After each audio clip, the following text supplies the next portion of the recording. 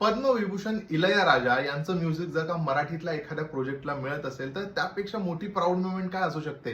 वेल, ह्या गोंधळ नावाच्या फिल्मने एक मोठी पॉसिबिलिटी ओपन केली आहे आणि मला वाटतं खरंच मी मॅनिफेस्ट करीन की लवकरच एखादा असा प्रोजेक्ट येऊ दे ज्याला A.R. रहमानचं म्युझिक असेल. यार का नाही, म्हणजे जर का पद्मविभूषण इलयाराजा म्युझिक करू शकतात तर A.R. रहमान आता दूर नाही.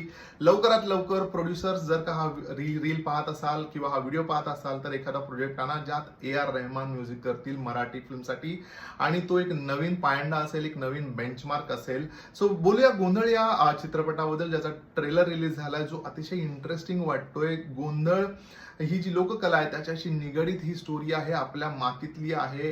थोडासा कांतारावाला फील आहे. डिटेल रिव्ह्यू माझ्या चॅनलवर अवेलेबल आहे. पटापट जाऊन डिटेल रिव्ह्यू पहा आणि न चुकता या फिल्मचा ट्रेलर पहा. संतोष डावकर यांनी लिहिलेली आणि दिग्दर्शित केलेली ही फिल्म आहे आणि खूप जास्त अपेक्षा या फिल्मने वाढवल्यात.